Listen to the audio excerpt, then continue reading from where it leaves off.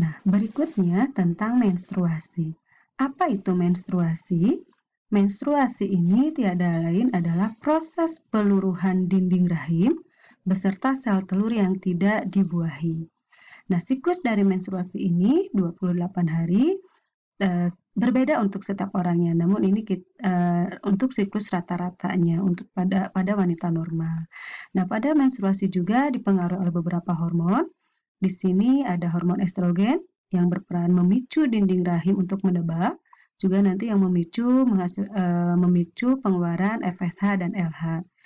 Ada hormon progesteron, ini memicu dinding rahim juga untuk menebal bersama estrogen. Ada LH, luteinizing hormone, itu memicu ovulasi. Dan juga ada FSH, follicle stimulating hormone, ini memicu perkembangan folikel. Nah, untuk fase menstruasi, ini terdiri dari 3 tahapan. Yang pertama adalah fase menstruasi, di mana pada fase menstruasi ini kelenjar pituitari atau kelenjar hipofisis dia akan menghasilkan hormon FSH. Hormon FSH ini akan merangsang pematangan folikel di ovarium. Pada ovarium itu terdapat beberapa folikel, namun pada setiap bulannya hanya dihasilkan 1 folikel yang matang. Nah, folikel yang matang tersebut dia akan merangsang pengeluaran hormon estrogen dan hormon progesteron yang tadi berperan dalam proses penebalan dinding rahim. Nah, disinilah terjadi proses fase proliferasi. Kemudian, hormon estrogen selain berperan dalam penebalan dinding rahim, hormon estrogen juga berperan dalam proses pengeluaran FSH dan LH. Nah, hormon LH inilah yang akan nanti memicu ovulasi atau pengeluaran ovum dari ovarium. Nah, ketika ovum dari ovarium diovulasikan, ini contohnya. Jadi ini adalah folikel. Jadi ketika ovumnya itu sudah dilepaskan, diovulasikan, maka ini kita sebut dengan corpus luteum. Nah, ovum yang dihasilkan ini, apabila dia tidak didatangi oleh sperma, maka tidak akan terjadi pembuahan atau fertilisasi, sehingga nanti akan ada sinyal tertentu yang disampaikan pada corpus luteum itu untuk menghentikan produksi estrogen dan progesteron. Nah, estrogen dan progesteron tersebut kan berperan untuk menebalkan dinding rahim.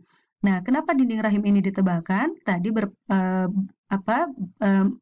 berfungsi untuk mempersiapkan apabila ovum akan dibuahi oleh sperma, sehingga zigot nanti bisa ditanamkan dalam dinding rahim. Nah, karena si ovumnya itu tidak dibuahi, maka tadi estrogen dan progesteronnya dihentikan, sehingga mau tidak mau dinding pada rahim yang menebal ini lama-kelamaan ada meluruh, atau kita sebut dengan fase menstruasi. Berikutnya tentang fertilisasi dan kehamilan atau gestasi.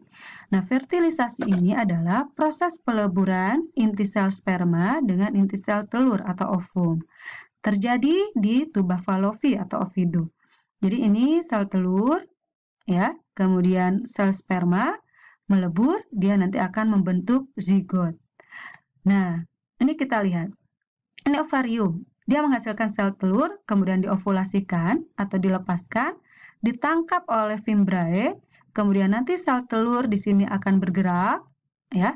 Apabila ada sperma datang atau masuk, maka ketika sperma tersebut membuahi sel telur, inilah kita sebut dengan fertilisasi.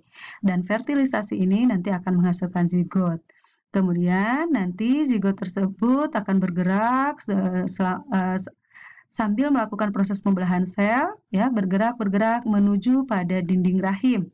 Nah, disinilah di dinding rahim inilah zigot tersebut diimplantasikan atau ditanamkan, dan zigot tersebut nanti akan tumbuh menjadi embrio di dalam janin, dan terjadilah proses kehamilan, ya, tumbuh kembang janin selama nanti 38 minggu atau 9 bulan 2 minggu.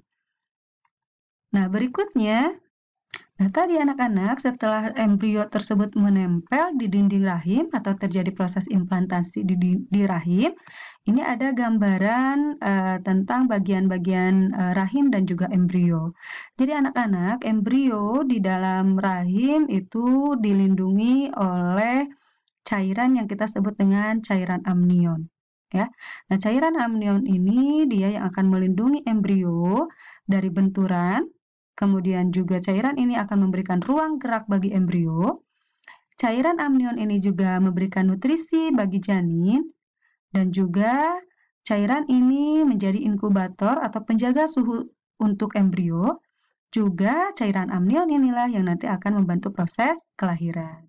Nah, anak-anak ini yang kita sebut dengan ini ya allantois ya. Ini nanti terhubung pada dinding rahim ibu. Nah, ini ada yang kita sebut dengan plasenta. Nah, plasenta ini yang nanti akan menyalurkan nutrisi makanan dari si ibu kepada janin atau embrio. Nah, kemudian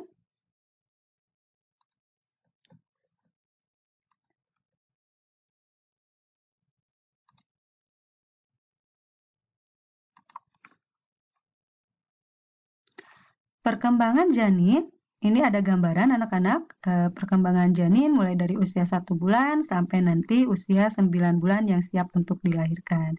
Jadi janin tersebut tidak diam, tapi mereka melakukan proses tumbuh dan kembang. Oleh sebab itu, ibu hamil harus menjaga kesehatannya, menjaga nutrisinya dengan baik agar perkembangan janinnya pun juga berkembang dengan baik dan sehat. Nah, ini janin juga bergerak ya. Nah, posisi janin yang siap dilahirkan itu dengan posisi kepala ada di bagian bawah, ya. Nah, anak-anak itu saja untuk pertemuan kita pada pagi hari ini. Seperti biasa, kalian simak. Apabila kalian ada pertanyaan, bisa langsung disampaikan melalui kolom komentar agar semuanya bisa membaca dan nanti Ibu juga akan menjelaskan pertanyaan kalian di kolom komentar sehingga teman-teman yang lain juga bisa membacanya. Nah, jangan lupa untuk dibuat catatannya. Anak-anak jangan bingung dalam membuat catatan. Untuk patokan membuat catatan itu adalah kalian berpatokan kepada tujuan.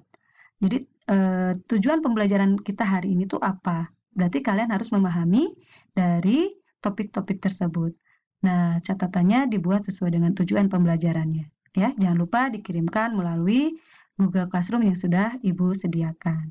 Anak-anak, itu saja. Selamat belajar, selamat menyimak, dan semoga ilmunya bermanfaat. Selamat pagi dan sampai jumpa.